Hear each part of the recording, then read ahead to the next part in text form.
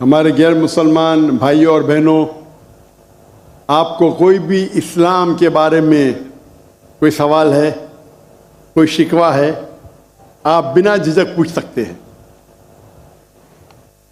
Doctor साहब, professor Manoj साहब वो एक सवाल आपसे पूछना चाहते हैं। जरूर। तो मैं उनको दावत दूंगा कि यहाँ पे तशरीफ लाएं और एक सवाल पूछें।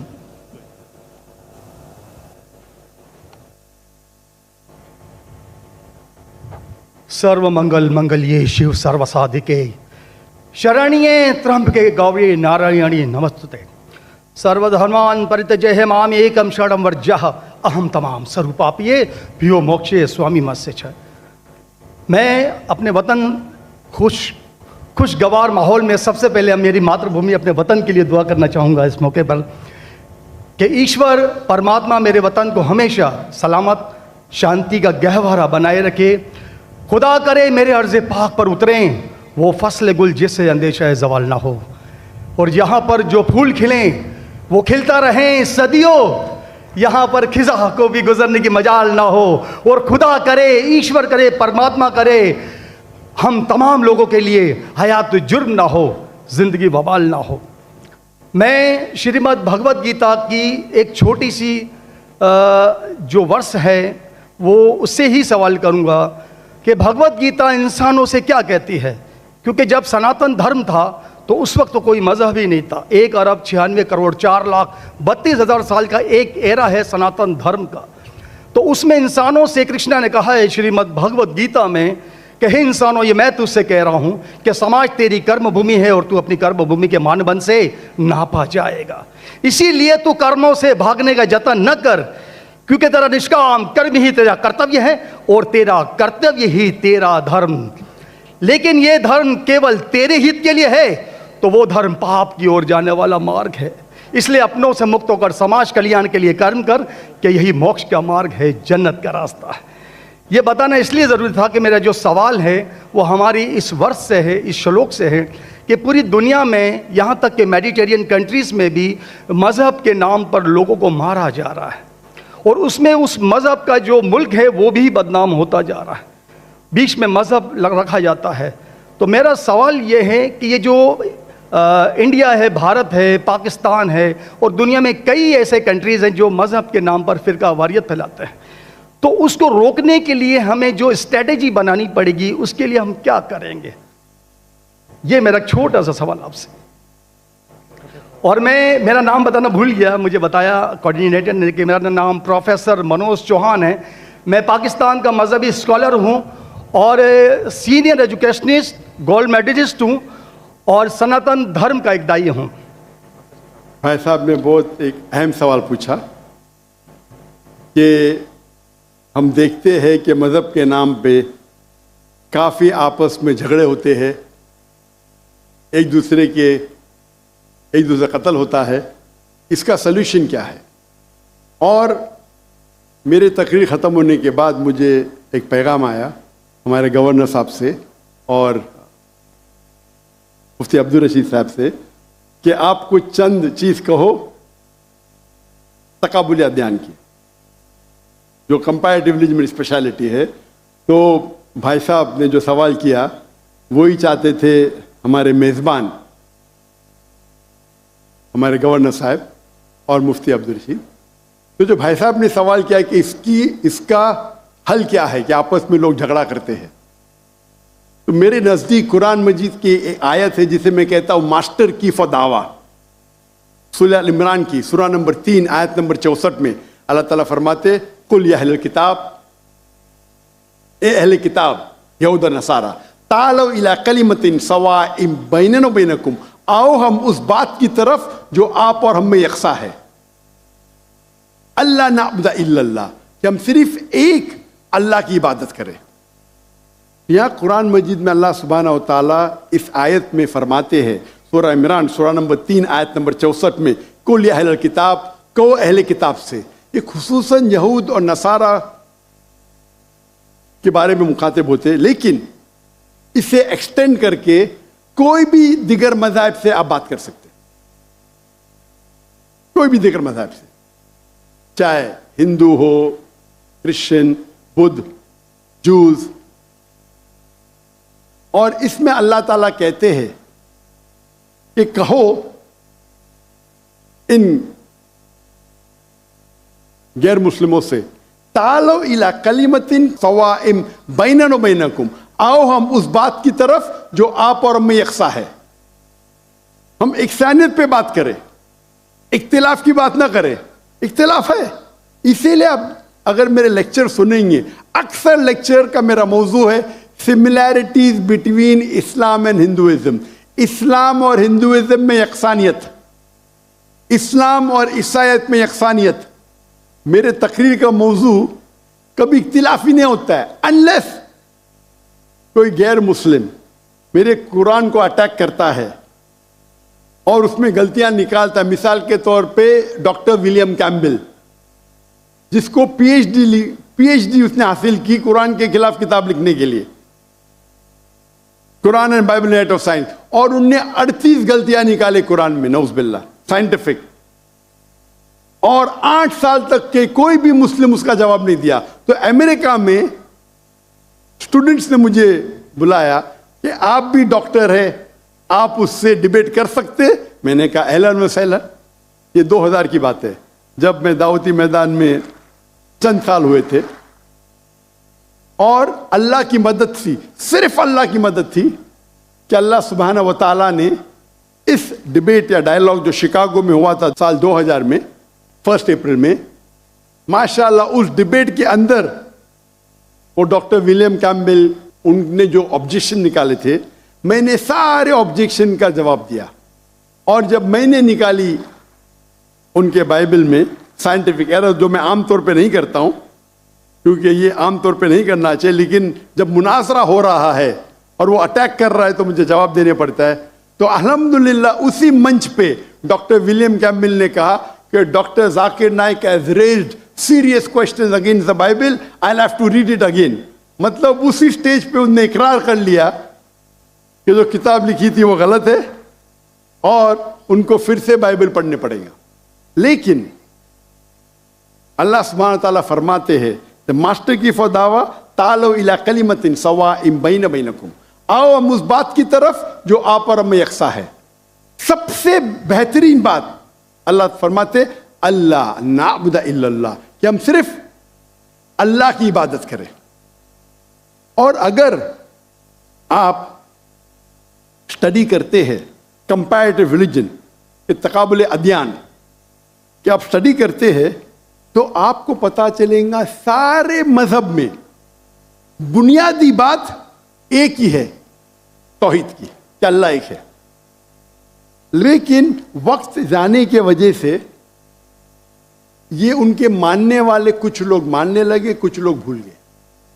तो आज की तारीख में अगर आपको कोई मजहब को समझना है तो उसके मानने वालों को मत देखो।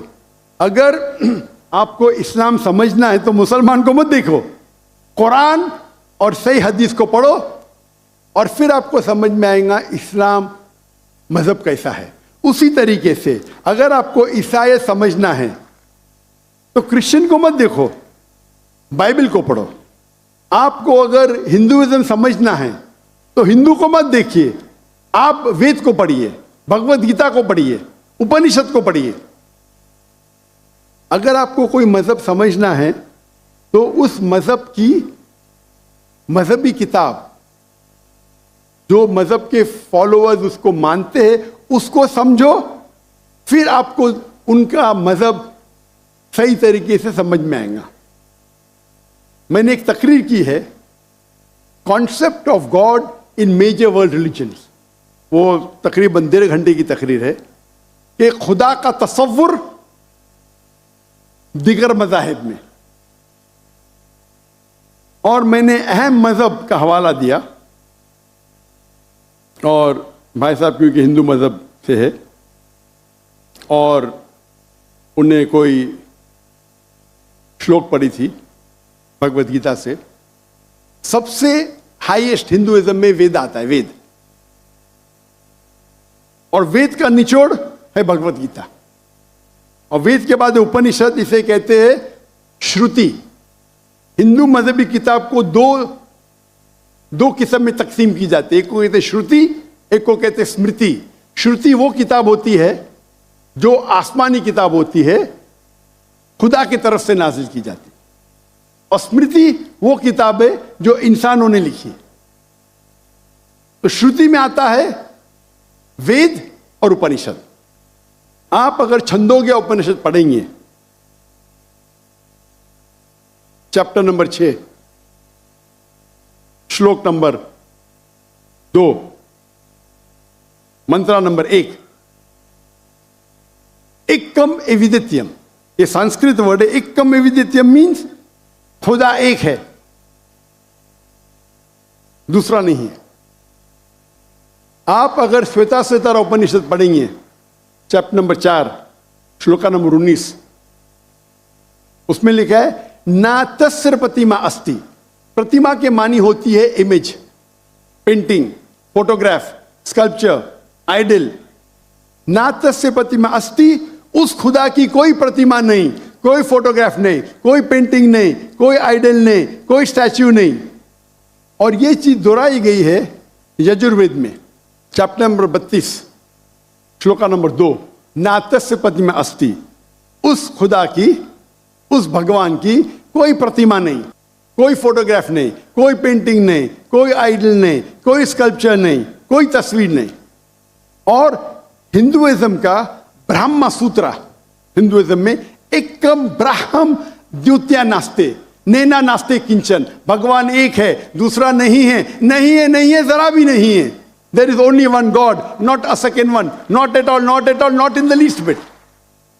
तो अगर आप हिंदू की मजहबी किताब पढ़ेंगे, चाहे वेद हो चाहे उपनिषद हो, उसमें लिखा हुआ है कि भगवान एक ही है, उसका कोई अक्स नहीं। यही अगर आप पढ़ेंगे यहूदी की किताब तोरा में या ओल्ड टेस्टामेंट में, उसमें लिखा है book of Deuteronomy chapter number 6 verse number 14, मूसा अलैहिस्सलाम कहते शमा इज़राइलो अदनहैन वदनखद। ये हिब्रू कोटेशन है जिसमें कहा गया your O Israel the Lord our God is one. O Israel सुनो कि हमारा खुदा एक खुदा है। लिखा है बुक ऑफ आइज़ाया में chapter number 42 verse number 11, I even I am God and besides me there is no other saviour. मैं खुदा हूं और मेरे अलावा कोई भी बचाने वाला नहीं है। अगर आप पढ़ेंगे book of Deuteronomy chapter number 5 verse number 7 to 9, at book of Exodus chapter number 20 verse number 3 to 5, इसमें लिखा है thou shall not make any image of anything, of any likeness, of anything in the heaven above, in the earth beneath, in the water beneath the earth. Thou shalt not bow down to them, nor serve them, for I, thy God, thy Lord, is a jealous God. अब ड्यूटोनॉमी और exodus पढ़ेंगे, उसमें लिखा हुआ है कि आप कोई भी अक्स खुदा के मुतालिक इस दुनिया में नहीं बना सकते, चाहे कोई भी चीज आसमान की हो या धरती पे हो या नीचे समुद्र में हो। आप खुदा का अक्स नहीं बना सकते। इसी तरीके से अगर आप मेरी पूरी तकरीर सुनेंगे और आप अगर गुरु ग्रंथ साहिब पढ़ेंगे, जो हमारे सिख भाई मौजूद है अंदर, उनने ग्रंथ पढ़ी, और जो ग्रंथ पढ़ी उनने लेक्चर में आने के पहले अक्सर वो तौहीद का जिक्र कर रहे थे। सिख मजहब है, उनकी मजहबी किताब है गुरु ग्रंथ साहिब, जो गुरु नानक ने लिखी थी। और उसके पहले चैप्टर, पहले किताब number 1 chapter number 1 verse number 1 में लिखा हुआ है कि खुदा एक है, वो खालिक है, उसकी पैदाइश नहीं है, उसका अंत नहीं है, वो दयालु है। आप देखेंगे जो इस्लाम में लिखा उसके बारे में बाद में कहूँगा मैं। और सिखिज्म में एक वो कहते खुदा जो मैनिफेस्ट फॉर्म में है और एक अनमैनिफेस्ट फॉर्म में है। अनमैनिफेस्ट फॉर्म में कहते हैं एक ओमकारा और मैनिफेस्ट फॉर्म में कहते हैं ओमकारा। और अगर आप गुरु ग्रंथ में पढ़ेंगे, उसको जो एट्रीब्यूट दिए गए या एट्रीब्यूट्स जो अल्लाह के नाम दिए गए, उसमें सतनामा, द होली नेम, उसे कहा गया परवरदिगार, उसे कहा गया है खालिक, जो अरबी में भी खालिक है, तो कई मानी अरबी और उर्दू के लफ्ज़ है। इसमें कहा गया है वाहिद गुरु, एक खुदा। और आप अगर तहकीक करेंगे, तहकीक करना आज की तारीख पे बहुत आसान है। आप पूछ सकते शेख गूगल को, शेख गूगल मतलब टाइप करो आपको मिल जाएगा। अभी आ गया शेख AI, आर्टिफिशियल इंटेलिजेंस। वक्त की किल्लत होने की वजह से आप अगर मेरी तकरीर सुनेंगे, अगर आप पूछेंगे कोई मुसलमान से कि अल्लाह कौन है, सबसे बेहतरीन जवाब वो दे सकता है सूरह इखलास, सूरा नंबर 112 आयत नंबर 1 से 4। कुल हो अल्लाहु अहद, कहो कि अल्लाह एक है। अल्लाहु समद, अल्लाह द एब्सोल्यूट इटर्नल, लम यलिद व लम यूलद, ही बिगेट्स नॉट नॉ इज ही बिगॉटेन, ना वो जनता है ना किसी से जना है। वलम यकुल लहु कुफुवन अहद, उसके जैसा इस दुनिया में कोई भी नहीं है। ये 4 लाइन का डेफिनेशन है अल्लाह सुब्हानहू व तआला के लिए। अगर कोई भी शख्स कहता है कि वो जिसकी इबादत करता है वो 4 लाइन के डेफिनेशन सूरह इखलास के डेफिनेशन में उतरता है, तो हमें कोई हर्ज नहीं है उसे कहने के लिए कि वो अल्लाह है। तो इसीलिए मैं कहता हूं कि जो भी भगवान की आप इबादत करते हैं, जो भी ईश्वर की आप इबादत करते हैं, ये सूरह इखलास is the touch stone of theology, litmus test जानने के लिए कि वो खुदा सही है क्या नहीं। आप जिसकी भी इबादत करते हैं उसे सूरह इखलास के ये 4 आयतों के मयार पे टेस्ट कीजिए। अगर वो इस 4 आयतों के मयार पे उतरता है, हमें कोई हर्ज नहीं उसे कहने में कि वो अल्लाह है। ये पूरी तकरीर मेरी लंबी है, तो भाई साहब का जो सवाल है किस तरीके से हम इस नफरत को निकाल सके, वो है तालो इला कलिमतिन सवाइम बैना बैनकुम, आओ हम उस बात की तरफ जो आप और हम में यकसा है। और मैं एक स्टेप आगे जाता हूं, इस आयत को मैं मुसलमानों पे भी इस्तेमाल करता हूं। हम मुसलमान भी अलग फिरके में बटे हुए, तो मैं कहता हूं तालो इला कलिमतिन सवाइम बैना बैनकुम, आओ हम उस बात की तरफ जो आप और हम में यकसा है। अफसोस की बात है कि हमारे इस्लाम में फिरके बनाना हराम है। अल्लाह ताला फरमाते सूरह इमरान में सूरा नंबर 3 आयत नंबर 103 में, वातसिमु बिहब्लिल्लाहि जमीअन वला तफरकू, आओ हम अल्लाह की रस्सी को मजबूती से पकड़े और आपस में ना बटे। हमारे वहाँ दिगर फिरके है, दिगर मज़ाहिब है, और जो 4 अहम मज़हब है जिसके बानी है इमाम अबू हनीफा, इमाम मलिक, इमाम शाफी और इमाम अहमद इब्न हंबल, मे अल्लाह मोसी ऑन ऑल रहीमुल्लाह, सबकी इज्जत करता हूं मैं। वो हमें दीन सिखाने के लिए आए, लेकिन अगर आपस में कुछ इख्तिलाफ है थोड़ा सा, उस इख्तिलाफ की वजह से हम आपस में झगड़ा नहीं करना चाहिए। इसीलिए आप पढ़ेंगे कुरान में लिखा है कौला इन्ननी मिनल मुस्लिमीन। अगर कोई पूछते आप कौन है, आपको कहना चाहिए मैं हूं मुस्लिम। कौला इन्ननी मिनल मुस्लिमीन, मुझे कोई गिला शिकवा नहीं अगर किसने तालीम हासिल की देवबंद में या बरेलवी में या मदीना में, अपने आप को देवबंदी कहता है, बरेलवी कहता है, मदनी कहता है, मुझे कोई गिला शिकवा नहीं। अगर आप जिस इदारे से इल्म हासिल किए, लेकिन उसके वजह से आपस में they should not be differences, आपस में बंटवारा नहीं होना चाहिए इसी आयत के।